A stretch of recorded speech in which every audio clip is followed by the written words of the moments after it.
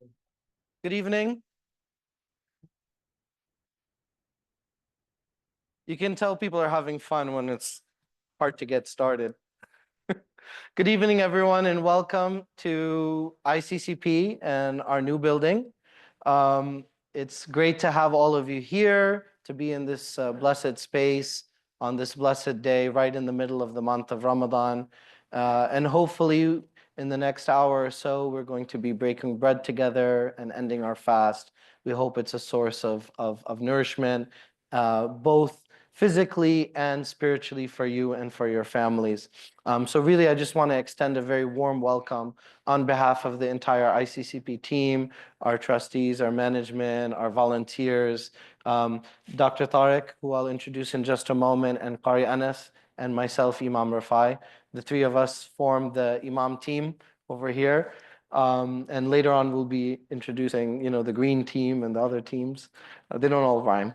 Um, and hopefully you'll get to know us, and you probably have already told you've seen how informal we are. And the reason for that is because we want you to feel really at home, really welcome, and that this is a place that you can come at any time when you're seeking solace and you're seeking guidance in your own lives. Without further ado, I'd like to call our first presenter for this evening, our scholar in residence, Dr. Tariq Al-Gawhari. He is a graduate of Al-Azhar University as well as Princeton University, where he completed his PhD. And so he's a really erudite scholar and really gives a unique perspective, a little bit of East, a little bit of West, and a lot of wisdom. A mentor. I would consider a mentor myself. And he's also really funny. You'll see that in the Q&A. Don't get on his bad side though. And then we'll be good, inshallah. So he'll tell us a little bit about interfaith work and about the month of Ramadan. And after that, I'll offer a few words and we'll do some introductions. So please join me in welcoming Dr. Tariq.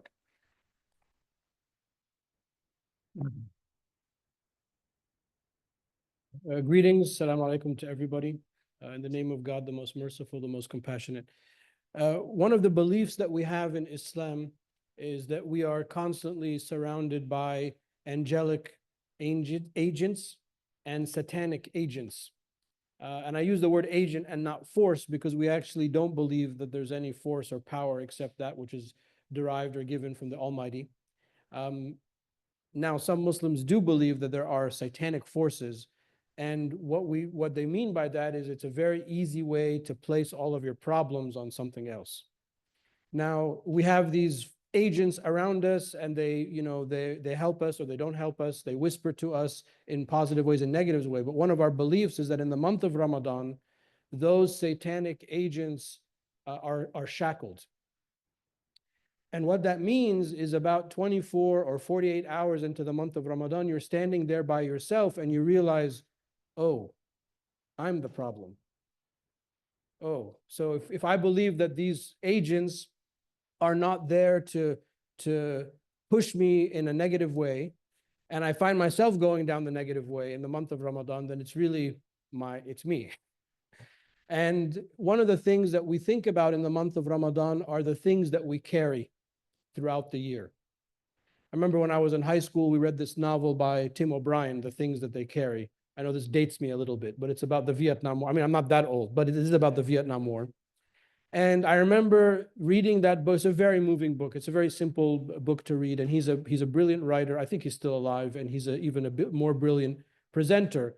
And he kind of resurfaced when Ken Burns came up. I know this is a big tangent. I'm fasting, so you'll forgive me this tangent. But Ken Burns has a wonderful, I think it's a 10-episode documentary on the Vietnam War in which O'Brien features frequently. And he actually reads from the book, The Things That They Carried. And he talks about the immense trauma of just carrying the weight of the war, carrying the weight of the loved ones, carrying the weight of seeing people die that shouldn't die, seeing people killed that shouldn't have been killed, and just the feeling, trying to put us as the reader into the feeling of that. I often think about that concept, the things that they carry in the month of Ramadan, because as we enter the month and as we realize, okay, well, I can't blame the devil, I can't blame, my spouse. It's really me. I'm the problem of my life story. So therefore, we start to think, well, what are the things that I am carrying that cause this? Of course, to be sure, we have to have the outward fast. We fast from food and drink. I think Imam al-Rifai will get in more into the mechanics of that, because the inner introspection can't happen unless you have that outward fast. So that outward fast is really meant to trigger a deeper conversation with oneself, a deeper search within oneself. And then after feeling bad for the first 3, 4, 5 days, that you realize that you are the protagonist of your own story, and you're the problem of your own problems, the source of all your own problems, you actually start to feel a lightness around this time of the month, in which you feel that you have another opportunity, you have another path forward, because you can discard those things that you're carrying, and you can pick up new things, and you can pick up new habits and new opportunities. So for me, in the month of Ramadan, I often think about this idea of auditing. It's not just auditing what we eat and what we drink, but auditing what we think, what we say, how we deal with one another. Because a lot of the things that we carry are preconceptions, are preconceived notions, inherited concept, inherited ideas of oneself, of one's community, of the other. And oftentimes those things are nothing more than things that we just heard growing up and that we don't need to carry anymore. So for me, the month of Ramadan is very much about that. Now, more specifically in ICCP, Ramadan is also a time where we get to share and spend an evening with you. So this is also, for me, has been transformative, because usually Ramadan is a very family-oriented thing. You come to the mosque and this and that. But to share it with the wider community, and to see the diversity and to celebrate the religious diversity of this county, which is the most religiously diverse county in the union, alhamdulillah, hallelujah. And to celebrate that is also something that I think is very special for me personally, to be able to, this is now part of my Ramadan cycle, that we get to spend time with you, share with you, break bread with you, hear from you, and, together, maybe we can, for an evening, think about what are the things that we're carrying that we can put aside for an evening. So thank you for being with us, and I look forward to interacting with you and to dinner.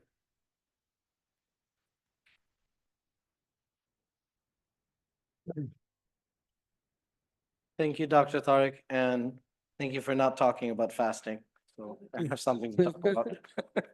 In the name of God, the most gracious, the most merciful. So as promised, I'll offer a little bit about fasting and how that fits into our respective faiths. The agenda for the month of Ramadan, as Dr. Tariq mentioned, is to try and become a better version of yourselves, right? To try and be more righteous, be more pious, trying to train yourself, because the rest of the year we kind of fall prey to our own desires, our own whims. And so there's always this perennial urge to sacrifice ultimate success and the things that really matter for the immediate temptation, goals like lust and wealth and power, acceptance and status. There's a secondary benefit of fasting, which is that it provides us with an opportunity to have greater empathy for the weak and the downtrodden in society. And I think that's especially salient this year. I think I would be remiss if I didn't mention that, we do live in a world where violence, ethnic cleansing goes unchecked, because the ones who are affected have been dehumanized. We live in a world where wealthy and the political class, here we are in Potomac, Maryland, Washington, D.C., not that far away, and decisions are made in Washington that do affect the daily lives of ordinary people, everyday people, who are just trying to do the best for their families. And so fasting, in that perspective, takes on a deeper meaning, that it's not really about the things that you're giving up. So it's easy to talk, oh, I'm going to be fasting, I'm going to get hangry. No, there's something deeper. It's not about what you're not having, it's about what you're gaining. And to that, speaking to that are the examples in the Quran. Prophet Zechariah, he fasted, and what was he gifted as a result of his fast? The miraculous birth of John the Baptist, Yahya. And Mary, she fasted. That's related in the chapter that we recited last night. Qari Anas read it for us. And as a result of her fasting, she was given the miraculous birth of Jesus, the son of Mary. That's something that all Muslims believe in. So what that shows is that you might be receiving a test from God, right? Because we believe that good and evil and everything in between are in the hands of God, right? There's no power outside of God himself. But when he is sending you something your way that's difficult and hard and unpalatable, there could be a blessing in that. There could be a deeper meaning. Because sometimes he gives you while he's depriving you, and sometimes he deprives you in giving. Now, Mary was told to say, if you encounter anyone, then just tell them, Inni nadartu lirrahmani sawma, that I have vowed to the Lord of mercy to fast from conversation. I think I mentioned this last year, and I think that would be really hard for us. I mean, most of us can't get through like an hour of not talking. I know that because I have a 10-year-old and 11-year-old. And when they're driving me crazy, we do a silence game. And usually I win, which means I didn't really win. So in that deprivation, in not being able to speak, her deliverance actually came. And it wasn't something that was easy. It was very difficult to be confronted with the reality of delivering this baby alone and having to face society alone. But because she was silent, God allowed her to speak through her baby. And so as Muslims, we believe that baby Jesus spoke on her behalf miraculously. So fasting, is it? I said that it's not about not eating and drinking. It's much greater than that. So what is it about? There are 3 levels. The first is about preventing your stomach and your private parts from fulfilling its desires. That's simple and easy. That's how we explain it to everybody. But is that really going to make any sense? I mean, the whole point of religion is so that we stop doing bad things. Is eating a bad thing? Is drinking a bad thing? Is intimacy a bad thing? No, those are all things that are necessary to sustain life. So it can't be about that. It has to be about something greater. And so that's where you get to the second level, in which you're engaging your hearing, you're engaging your sight, your tongue, your hand, your feet, your limbs. Now you're making sure that all of that is employed in a way that's pleasing to your creator and sustainer. That's the second level. The third level is that of the spiritual elite. And that is when you're mindful, like Mary was, of her speech, in which you preoccupy yourself. You find that in the moments throughout the day, you're glorifying God. You are using those moments to have thankfulness and to appreciate the gifts that you've been given. And also that you realize that I have a voice. I'm going to use that voice to speak for those who don't. I'm going to use that to speak truth to power and to say uncomfortable truths sometimes when they need to be said. All of that shows us that fasting is not the goal. Fasting is the means. That's not the end. It's like, okay, I fasted the month of Ramadan. But if you end the month of Ramadan without being transformed, then all you've gained is hunger and thirst. So I pray that, we heed the warnings of Reverend Dr. Martin Luther King Jr. when he talked about society. He said that we need to be mindful of the evils of racism, the evils of poverty, and the evils of war. I don't think in recent memory there's been a time in which we need to be more mindful of that than now, because there's so many competing forces. There's so much that's happening in our society, in our country. And so we should renew our values. We will disagree on policies. We will disagree on ideas in politics, and that's natural. Intelligent people are not always going to agree on everything, but at least we should agree on who we are as people and what we believe in. And I hope that if we do that in a blessed time like the month of Ramadan, that we'll find greater peace and prosperity, and that we'll see a dignified existence descend on all of humanity. So this is a reminder to myself and to all of you, don't just fast from food, from drink, but give a little bit of attention to what you're saying, to what you're doing, and make sure that you exit the month of Ramadan at least a little bit better, right? It's what my daughter says all the time. She's like, do you love me more or my brother? And she's like, are you sure you don't love me a little bit extra? I know you love us the same, but it's got to be a little bit extra.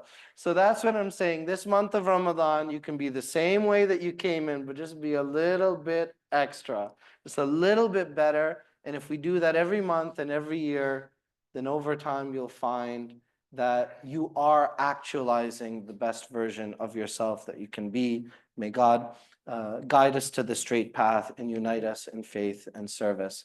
Now, we have something new this year that we'd like to introduce.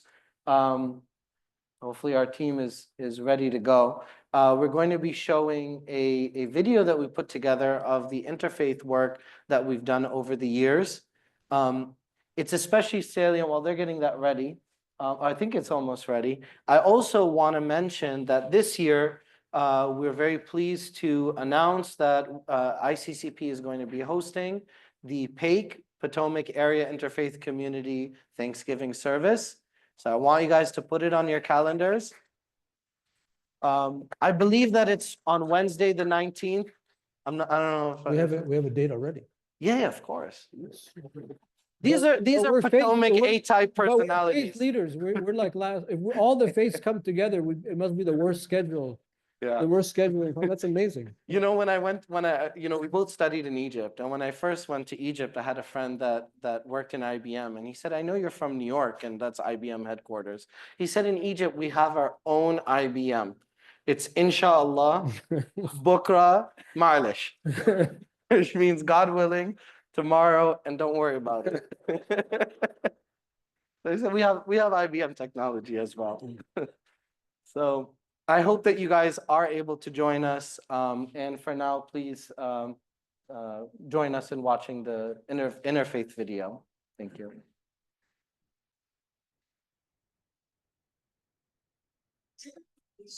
One shared humanity. Our interfaith program in ICCP is on a mission to build bridges. I'm Sultan Chowdhury. I've been with ICCP since its foundation. I currently serve as a member of the Board of Trustees. Since the early days of ICCP, our interfaith program has worked tremendously. In fact, we started, I believe, in 2016, the first year interfaith activity, and then we have grown and grown in membership and participation. If I was not involved in the interfaith at first, I would not have known all these beautiful, peace-loving, open people. My name is Rafai Arafin, and I'm the Imam here at ICCP. God tells us in the Quran that we should look to establish a common word with people of other faiths, and that we should improve dialogue and outreach to others. We're trying to build relationships, we're trying to build understanding, and we want our events not just to be informational, but to be transformational. We want people to come in with a renewed sense of vigor and a sense of inspiration, that there are good people out there, and we have so much shared love for humanity that we can spread. My name is Talib Al-Jawhari, and I'm the scholar in residence at ICCP. Interfaith work is something that's fundamental, whether we are a minority community or a majority community. It's part of our religion, it's part of the DNA of Islam, and it's something that I'm happy that we are a part of at ICCP. We are blessed that this county, Montgomery County, is the most religiously diverse county in the United States. And that's a blessing for us, and it's something that is an opportunity at the same time to be more involved with. Here in ICCP, Islamic Community Center program, we invite our interfaith brothers and sisters to come join us at the Iftar. Iftar meaning the first Muslims fast before the sunrise to sunset. So people experience that. They sit down together, we have a little conversation, and then we pray, Maghrib prayer, the evening prayer. In times of difficulty, when the world is telling us and that we're on opposite sides, that we should have resentments towards each other, it's so important for us to build those relationships and draw that strength. So when you come together as a community with people of faith from alternate religions, it causes us to realize that we're not enemies to each other, far from it. We actually have so much in common. And it's a source of strength. We can bring our children into it, we can bring our youth into it, and we can show them our vision of the world, even at a micro level. that there are people out there that adhere to their first principles, that think about and adhere to the sanctity of humanity. May God bless all of you. May God bless you.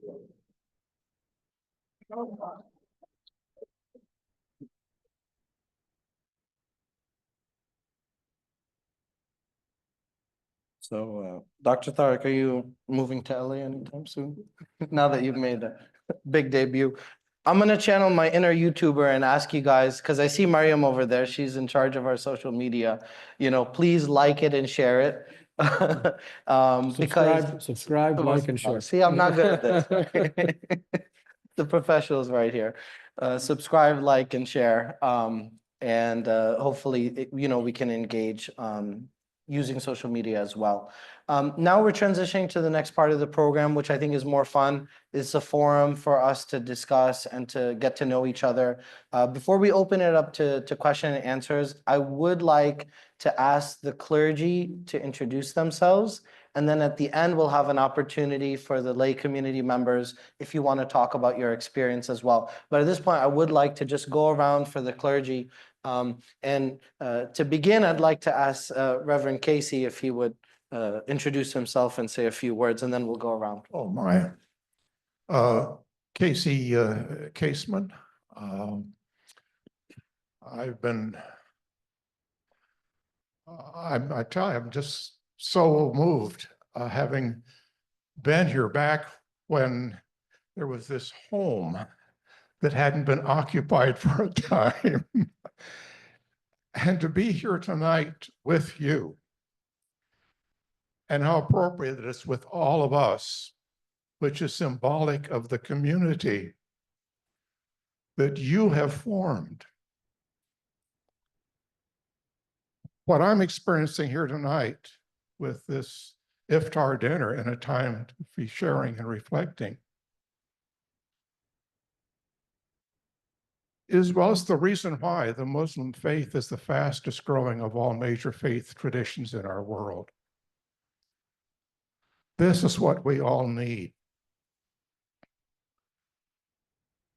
We Christians are privileged this season to be, you know, the season of Lent. It's also a time for prayer, reflection, fasting, and charity. But nothing holds a candle to those of you who are Muslim praying 5 times a day. Then and now we're reminded that nothing is more important than connecting with the source of all life and love, and acknowledging that we're essentially sisters and brothers of one human family. We're able to connect again with that love that can forgive and heal and unite us. So thank you for the experience we're having of that this evening.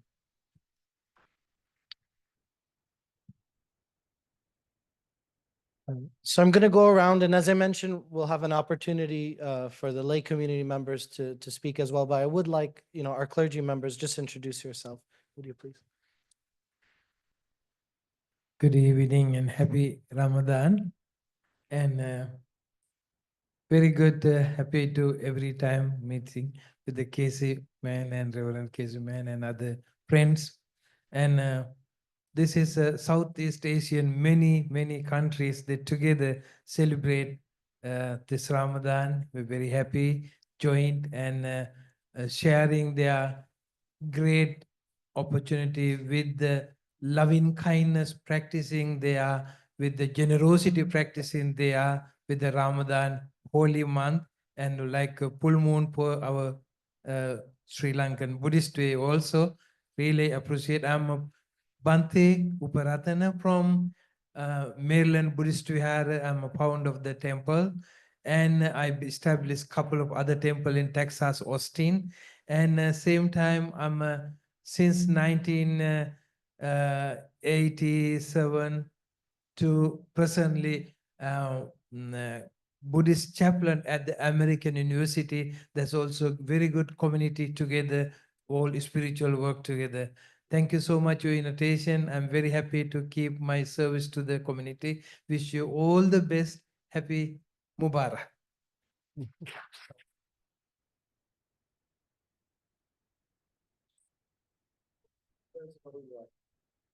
Assalamu alaikum. So, Good evening. It's wonderful to be here again. I'm Abhijan Amanchi. I serve Cedar Lane Unitarian Universalist Congregation in Bethesda. And really, really honored to be here tonight. And oh,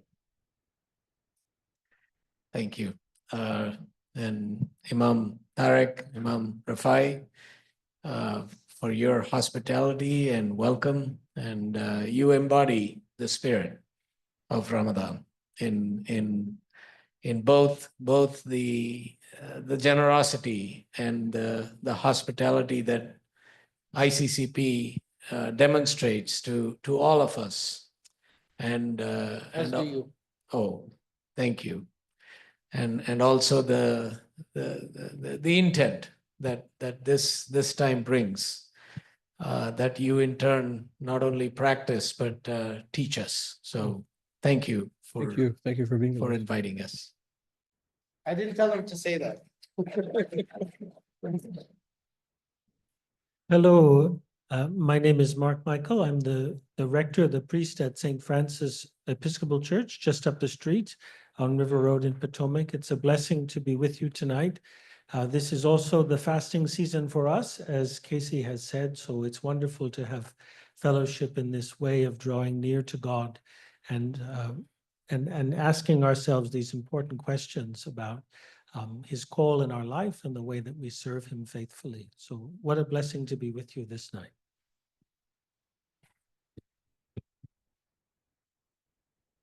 Good evening. I'm the Reverend Meredith Hefner from St. James Episcopal Church on 7 Locks Road. I'm going to invite my colleagues, James and Catherine, to join me.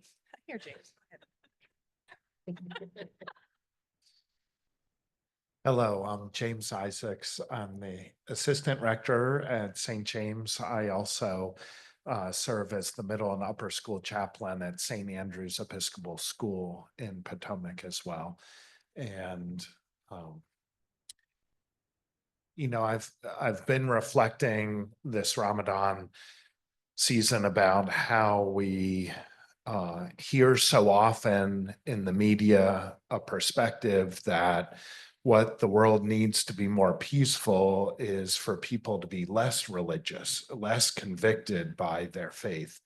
And nights like tonight, the hospitality that you're extending, this community gathered together reminds me that what our world needs is more people who are passionate about their faith and through their faith reach out in love to those around them. So thank you for doing that tonight. And thank you for your hospitality. Ramadan Mubarak. Thank you. Hi, I'm Catherine Manhart. I am the curate at St. James with my wonderful colleagues, and also very grateful to be here tonight. I don't know how much more I have to add to what others have said, but I will say that I did really appreciate your reflection, especially on fasting, Imam Rafai, as Mark mentioned, are also in a fasting period of lunch for Christians, and I am definitely trying to be that little bit extra better. It's about all I think I can work for this year, but I'm grateful to be in solidarity with all of you during this fasting time. And I just want to add, this is one of my favorite events to come together in community. So thank you. Thank you.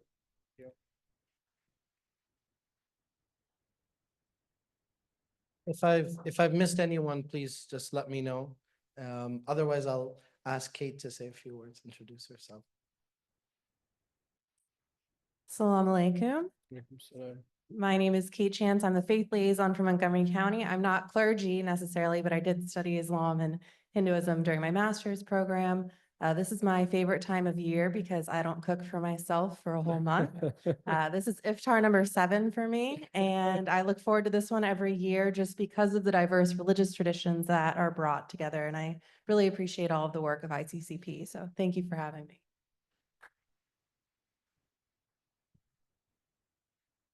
I think I told Kate last year, I said, I think you're more Muslim than Muslims.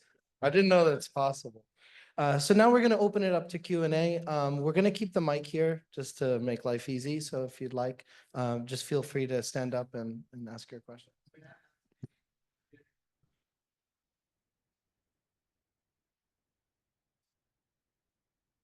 So we have the Universalist Unitarian community from River Road. We have a whole cohort of, if anybody want to introduce yourself. Hello. We are 8 or 9 people here from River Road. And we are so very, very happy to be able to share this and look at this as a time to really learn more about the faith of Islam and how much we share and how much our faith can bring us together. It's very, very beautiful. And we're also very interested in the Middle East, and we follow things in that area. And we appreciate all of the conviction and the good prayers. And hopefully we wish for peace throughout the world. You.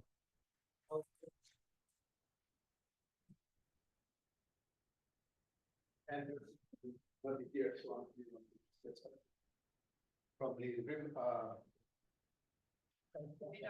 St. John's now. I'm sorry. St. John's now.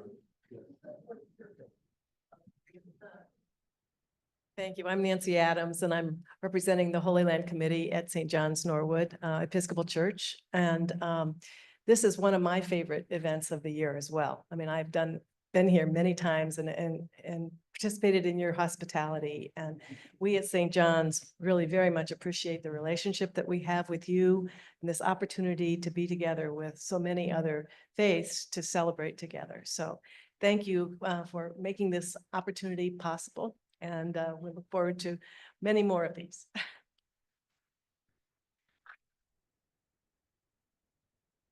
Thank you so much. My dear brother Ramlesh is here from the Jain community, so we'd like to welcome him as well. Thank you, Imamji. Good evening, everyone. Before I start, I'm Kamlesh Shah, representing Jain Faith and part of the Faith Community Advisory Group as well, appointed by the county executive. But the biggest thing I want to do is give a round of applause to all 3 imams who made this possible. Beautiful, beautiful. We did to inspire the congregation and get the funds and all of that is just really, mammoth task. So congratulations. We prayed, the community did the work, but we prayed for the success. Thank you. What I want to share a couple other small things. We are talking about fasting. Jain religion, which I follow, is definitely big on fasting. Our event is generally in fall, and you'll be happy to hear, at least I would say a couple of 100 people who fast for 7 days continuously, nonstop. And the Jain fasting is no food, no water, and basically, now imagine what I wanted to share was, if all of us had an entire free day of fasting, nothing to think about what I'm going to have for lunch, what I'm going to have for dinner, what I'm going to have at breakfast, you have lots and lots of time for introspection. That's the whole spirit here. Other thing which we generally do during that week is really during our lives, we come across different people. Sometimes we offend somebody, all that. Forgiving. That is our mission in fall when we have that event. The last day, everybody forgives everybody. So there is no hard feelings. Start from scratch, 0 again. So those are the kind of things which Ramadan tells us as well. And happy to be part of this celebration. And again, thank you. Thank you. If Islam is the beginner level, then Jain is advanced. If Ramadan is too easy, then you talk to him. Of course, we have my dear brother Imam Haji. Assalamu alaikum wa rahmatullah. I think they said it all. We have these 3 great Imam Rafai, Imam Tariq, Imam Anas. My brother Imam there, my real brother from Morocco, mashallah. This is great. They talk about diversity, you can see it here. They did it for us. What you did here, you did it for the whole community of Muslims all over in the DMV. ICCP is an example for all of us. We look up to them for guidance, especially our dear brother over there, Sidi Chowdhury. He's been a good mentor for guiding. If you listen to what he's doing, he always tell me about the work you're doing here, how you're trying to include everybody, because that's what Islam asks us to do, to include everybody. Islam talk about people and believers. Most of the instances they talk about believers, and we're all believers, and we're here to together to do iftar, which is very good. Thank you all for coming, and you coming not for ICCP, but know that you're coming for all Muslims in the area. So just wanted to say these few words. I didn't even have to say anything. Again, mashallah, may Allah guide us and help us and put us on the right track, and then accept our Ramadan, mashallah. Assalamu alaikum wa rahmatullah. Thank you, Imam Haji. So I see that our county executive, Mark Eldred, I'll give him a chance to, I won't call him yet. But we'd like to open up the forum, and then we'll hear a few words from him. So if you have any questions, or if you want to share how you're feeling, it's really open to everyone in this blessed audience. So I'm going to leave this right here. And if you feel moved, please do ask a question.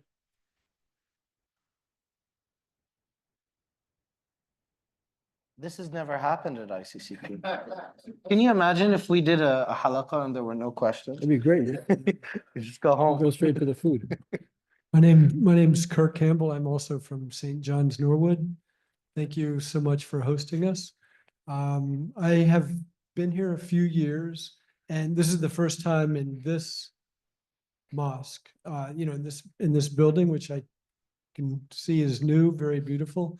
So I wanted to just ask if you could describe the meaning / use of, is this the mihrab behind you? And if you could talk just briefly about that, the inscription on the wall over here, and the framed inscription over there, and anything else that just kind of functionally for us not Muslims, the use, the meaning of some of these symbols.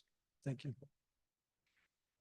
So the mihrab is a Muslim invention that serves two purposes. The first purpose is that when you walk into the prayer space, you know automatically where the direction of prayer is. So you don't get lost. It would be very embarrassing if you came here and faced that way and prayed. And the other thing, which is a practical invention, is that by making the recess in the wall, we've gained a whole nother row here of people that can pray. So those are the dual functions of that. As far as the inscriptions, this is called a hilya, which is the physical description of the Prophet, peace be upon him. There are a few of his companions that described his physical features, his eyes, his eyebrows, his cheeks, the color of his skin, his hair, how many white hairs he had in his beard, etc. So this is a famous one. And in the Ottoman tradition, usually a calligrapher's ultimate flex is to write the hilya and to illuminate it.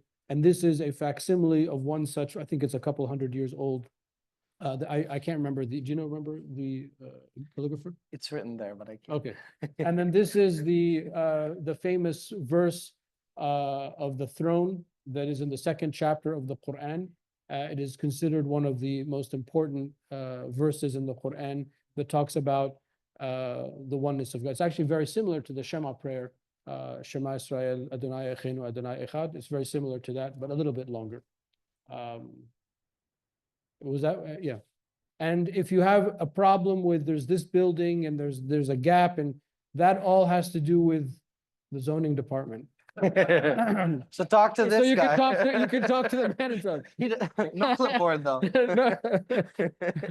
So this is not part of the Islamic design. This is part of Montgomery County zoning design, and we have adapted our Islamic practices to comply with that.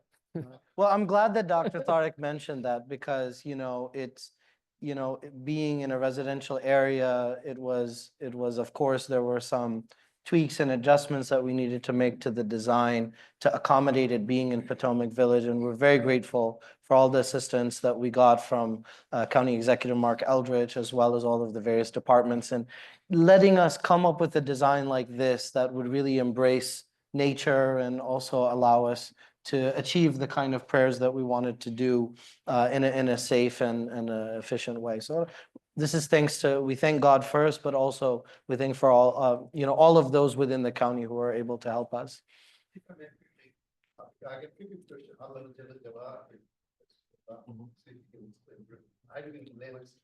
Sure, sure. So first I want to say a word about the prayer niche, because the prayer niche is mentioned in two places in the Quran.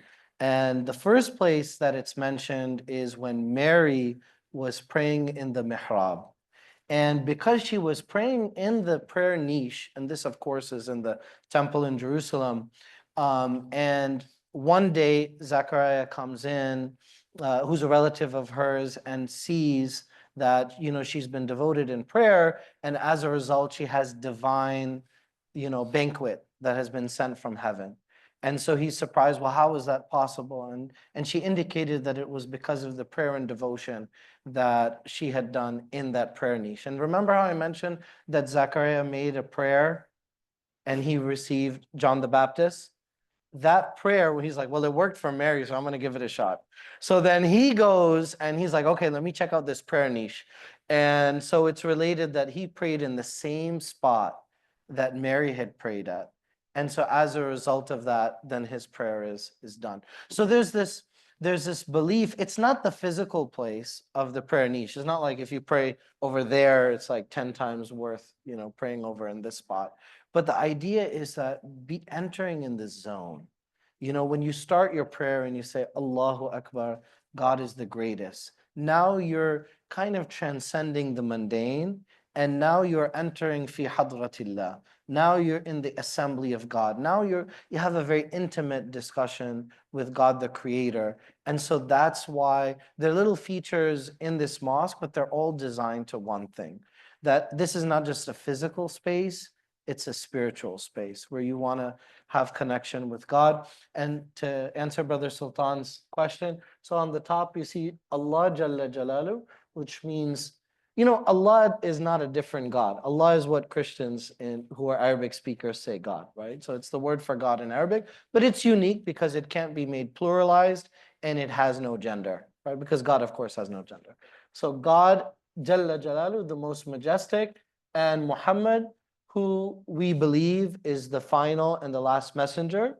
He doesn't have any attribute of divinity, but he is the best of God's creation. And it says that, sallallahu alaihi wasallam, that may God's prayers and blessings of peace be upon him. Actually, the word Allah in Arabic, every single letter of the word indicates God. So there's the first alif, this lam, the lam, and the ha. If you removed this first letter, you would have lillah, to God. If you removed the second one, you would have lahu, for him. If you removed the second lam, then you would have hu, he, which is one of God's names.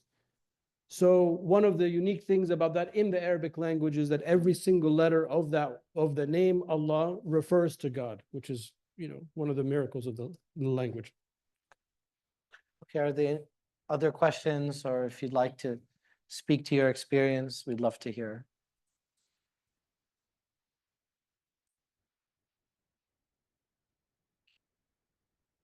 Vertically challenged. Thank you for hosting this. This is lovely. I'm Irene Schindler from St. Luke's. We have a small delegation here.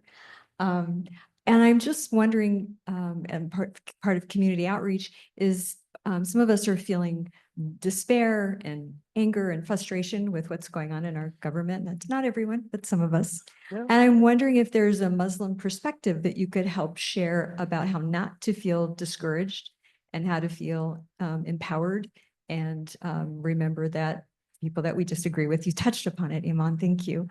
How do we can better relate and not feel discouraged? Thank you. I'm gonna let Tariq answer this because if I say how I really feel, you may not find me tomorrow. There's a prophetic tradition that the Prophet, peace be upon him, said, strange is the affair of the believer because it's always good. If things are really good, then they are grateful and thankful. If things are bad, then they are patient, and then they've turned that into an opportunity. So, I mean, it's obviously easier said than done, but our perspective should be, I mean, as people of faith in general, faith with like a capital F, not any particular faith, is that, okay, you know, there are tough times sometimes, and people that we don't agree with are in charge, and policies that we don't agree with, but we'll be patient. And one of the, you know, just to be a little patriotic, for one of the great things about this country is that, you know, thank God, we have all of our principles documented of how this country was formed. You know, the framers were very clear about what this country stands for. It's in the Constitution, it's in the Declaration of Independence, it's in the Federalist Papers, it's even in the Anti-Federalist Papers. I mean, all of those things exist. Whereas a lot of other people, they kind of have to grope in the dark. I remember when you talk with sometimes I talk with some of my British friends, and like, we don't understand what your obsession is with the founders. And I'm like, well, thank God we're obsessed with what the founders said, because that's what guides, you know, the country. And I think when things get tough, we have to just default to those principles. It doesn't mean that we're always going to be happy. And we've had many families that have been affected in our community, as I'm sure you have as well. But we take comfort, number one, that we have this community. So for us, we have a place to come to so we can discuss. But also number two, ultimately, I'm going to be patient. Better people than me in the past were persecuted. Better people than me in the past were, you know, lived through trials and tribulations, and they survived. This is a small thing. Inshallah, it will pass, and we'll turn that difficulty into an opportunity. The only other thing I would add is, you know, our perspective is that, you know, God didn't create us to work, right? So like the famous adage, you know, that we work to live, we don't live to work. And I think that sometimes something bad happens to you in life and you hit a wall, but then other opportunities open up. And so I think that many people are going to find that there are going to be other opportunities and other things that they're meant for. And so it reminds us of the beauty and the dignity in each and every one of us, that there's so much to all of these people, their fathers, mothers, daughters, and so on and so forth. And so they mean a lot to other people, and they mean a lot to the people that they serve. And what's weird is that, you know, there's been a narrative that people don't matter, right? It's kind of like during COVID-19. Remember when we had this big debate about who's an essential worker? And then we found out like the people at the drive-thru are the essential workers. And like, you know, and like the astrophysicist is not the essential worker. So we kind of have to reprogram what we think is important, and that each and every person has God-given dignity and value and merit. And I think that it's really important in these difficult times that we affirm that we're present for each other and supportive for each other, rather than just getting bogged down in the politics. We should just focus on the human side of it. Any others? Yeah, just to take them.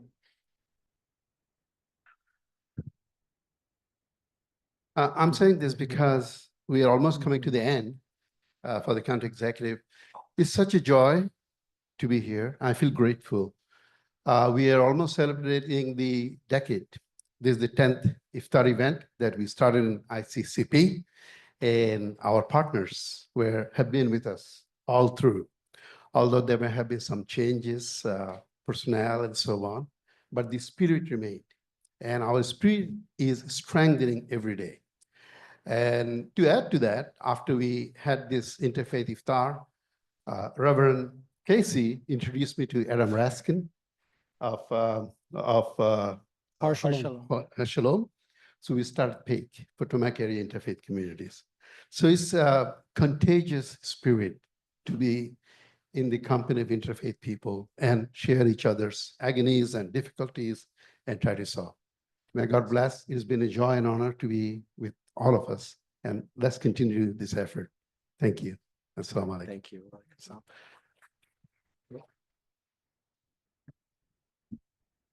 So at this time, I'd like to invite our County Executive, Mark Eldridge, if he can say a few words.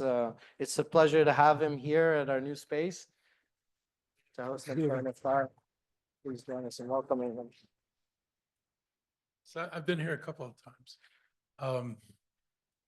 I actually appreciate the kind of philosophical talk at the beginning of this, because I think that's one of the ways that we're going to get through this. I'm not at peace with it, but at the same time, I have a strong Zen streak that I acquired when I was in college. And it's like, what is what is, and you have to deal with it. And you don't have time to mourn the past, and you don't have time to get dragged down in the past. You got to think, what's the path forward? And we're going to focus on what the path forward is. The other thing I think that's important for the county and for the country is that for those of us who go through this, it will make us stronger at the end of the day. We will be more sure about the right things that we were doing. We'll have, I think, a stronger confidence, and they will fail. And on their failure, we will build something newer and something better, and we'll learn from what happened. I don't like it. I wish this was a smooth path. I am really grieving the troubles that are going to beset people. We probably have pretty much only begun to see what's going to happen to people. We know the next list of what they said they were going to deport were families and undocumented, and the children who came over unaccompanied. That's the next target. I think about what's happening with NIH, where many of our friends work. And when you see them targeting the NIH, some people think they hate medicine. It's not the medicine they hate. But I realize when I look at NIH's website, they look at the causes of illness. And when the causes point to pollution, fossil fuels, all these chemicals that we're exposed to, PFAS, when you know what the cause of something is, you're supposed to fix it. It becomes the basis of regulation. And that's what these people hate, is regulation. Their assault on NIH isn't because they don't want someone to cure measles.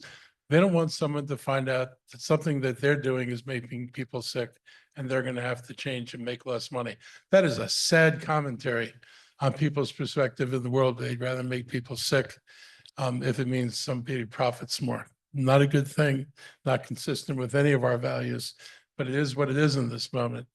I want to assure everybody that Montgomery County is staying Montgomery County.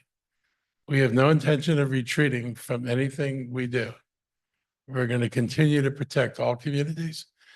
We are minimally doing things with ICE. If it comes down to, a serious criminal that they want, we don't have a problem with murderers and rapists and, other really bad people going someplace else. But we're not assisting in raids. You will not find Montgomery County Police. If they decide to go into businesses and apartment buildings, we will not be there backing them up. We will not be there assisting them. We're not going to use our jails for that. And we're going to continue to protect people as best we can. That is the right thing for us to do. And those are the things that we're going to continue to do. It's important that everybody feel that we're here to protect them. We know that many people have come to this country from other countries that did not feel so secure. And they come with bad experiences with the government. We know that a lot of times when we were, one of the things we learned during COVID was using community groups to reach into the community, because if the government came and said, we're here to help, not everybody thinks that when the government knocks on the door, they're here to help. That's an experience many people had. And so we learned that we should rely more on communities, give them more opportunity to do the work that needs to be done. We can be really good at providing money and resources, but the communities are best at reaching people in the community. That was one of the things we took away.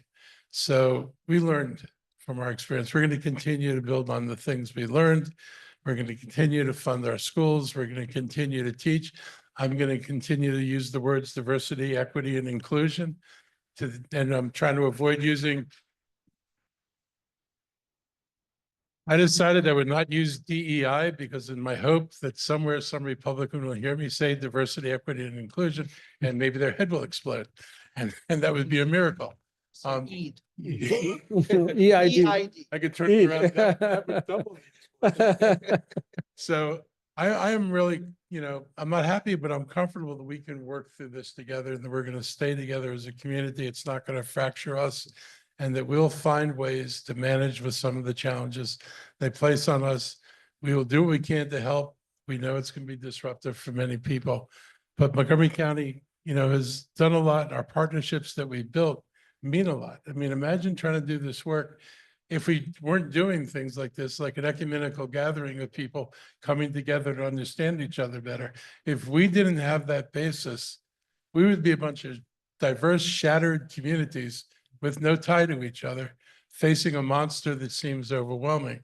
We can draw on the strength of who we are and the ties that we've built in order to work our way through this. So together, we're gonna work our way through this. Together, we're going to see the other side of this, and we're going to keep building, and perhaps we'll take some lessons for us and have lots of time to think about what we could do better going forward.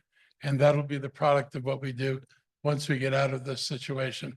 But we'll get out of this together, and you will always look to us as friends.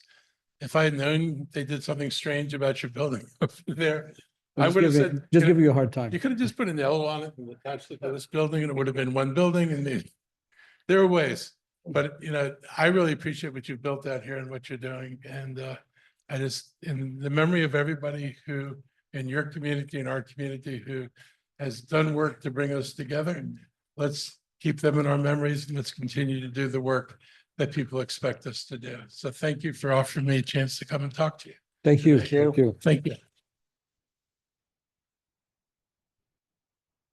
Thank you very much for your friendship and for your leadership. And I want to thank all of you for being here from all of the different religions and of course our Muslim community that are present here as well. We hope that the rest of the month of Ramadan will be a time of blessings, it will be a time of increase, of provision, and that it will be a source of guidance for you and for your family. We also hope that it's going to bring peace throughout the world and really safety and security and prosperity for all. God bless all of you. Now we're going to proceed with the call of prayer.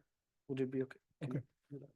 I'm going to invite Dr. Tariq to call the adhan This is for you. because we're benching our Imam Anas until the evening. We need him for He's the. being suspended for a foul in yesterday's Tarawih prayer. I'm just kidding. You want this or? I have this. Okay. Allahu Akbar, Allahu Akbar. Allahu Akbar,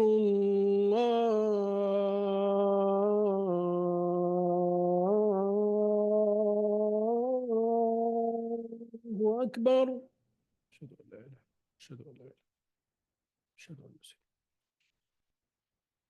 أشهد أن لا إله إلا الله.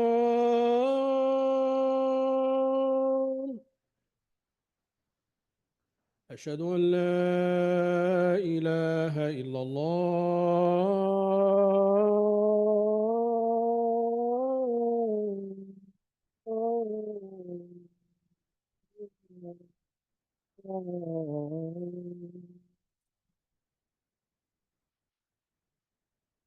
أشهد أن سيدنا محمد رسول الله.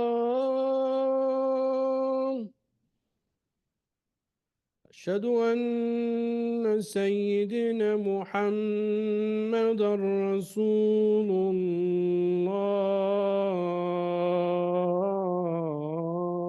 الله. حي على الصلاة.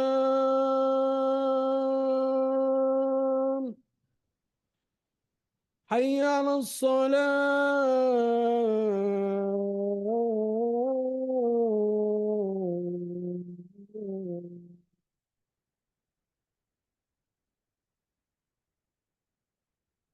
حي على الفلاح.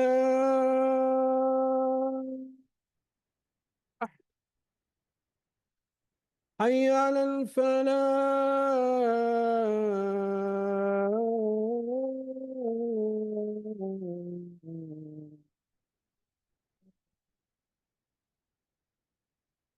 الله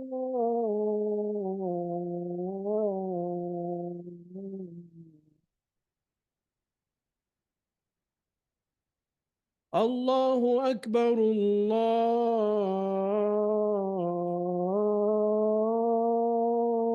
أكبر لا إله إلا الله لا إله إلا الله صلى اللهم على سيدنا محمد وعلى آله وصحبه وسلم. For those who are able, I'd like to request if you can just fold your chair and then we'll stack them and we'll pass them along to this wall.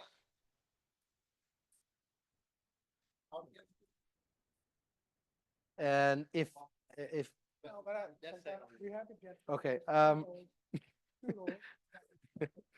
okay, we have a lot of chefs.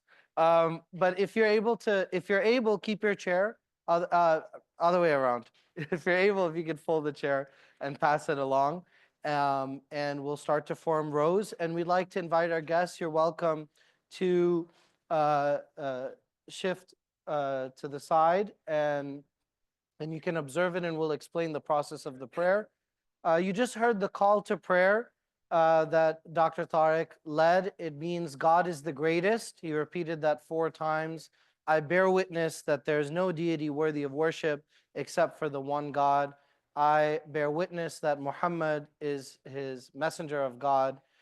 Come to prayer, come to your betterment, and then God is the greatest, and then concluding with La ilaha illallah, which means that there is no deity worthy of worship except for God. Okay. Yes. Okay. Okay, now that we've reorganized it, for those that are observing, and you're most welcome to do so, I would request that for the ladies, if you can make 2 rows, and then for the gents, if you can end the row here, and we can have our guests observe and form another row. Oh, are we using? Skip it? We can come up. Yeah, we can come up. Right. Okay. So once everybody's comfy, we'll get going, and following the prayer, we'll proceed for the iftar.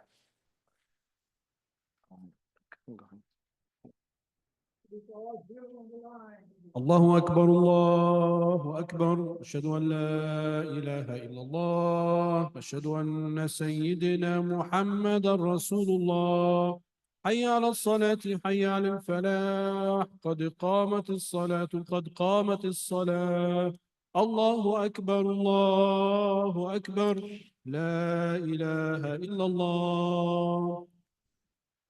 استقيموا, straighten the rows, stand shoulder to shoulder.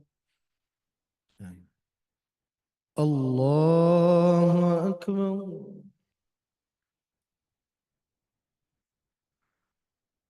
الحمد لله رب العالمين الرحمن الرحيم مالك يوم الدين إياك نعبد وإياك نستعين اهدنا الصراط المستقيم صراط الذين أنعمت عليهم غير المغضوب عليهم ولا الضالين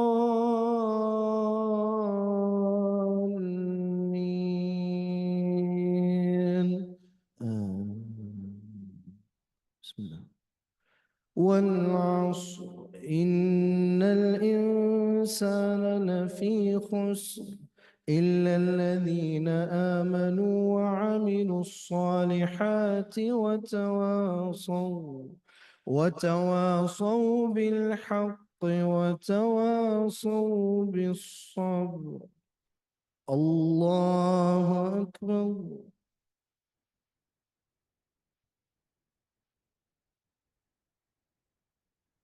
سمع الله لمن حمده. الله أكبر.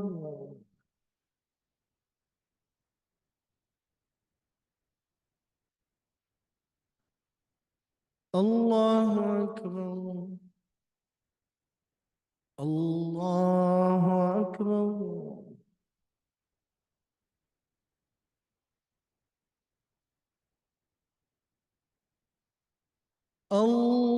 الله أكبر الحمد لله رب العالمين الرحمن الرحيم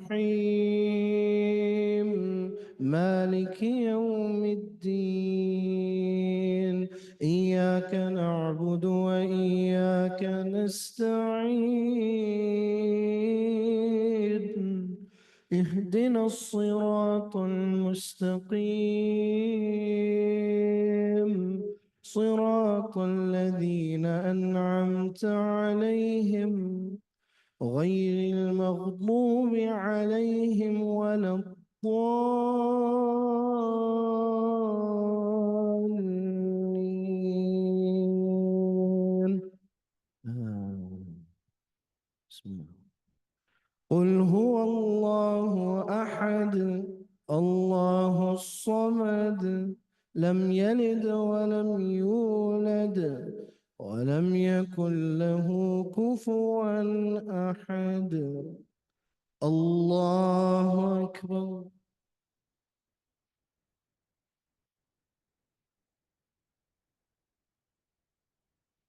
سمع الله لمن حمده الله أكبر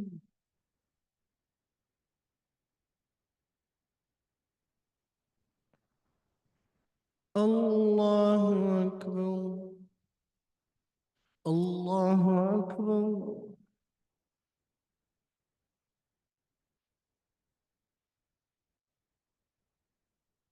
الله أكبر الله أكبر الله أكبر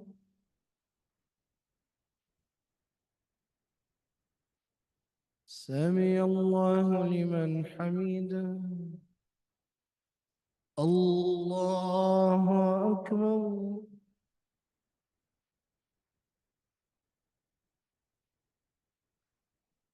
الله أكبر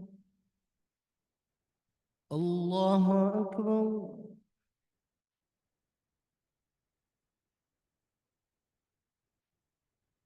الله أكبر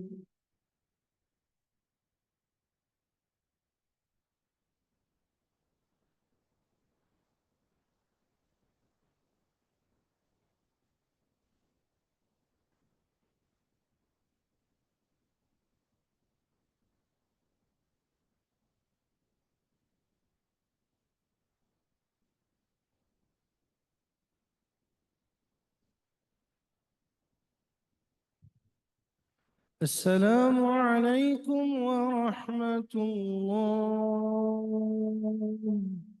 السلام عليكم ورحمة الله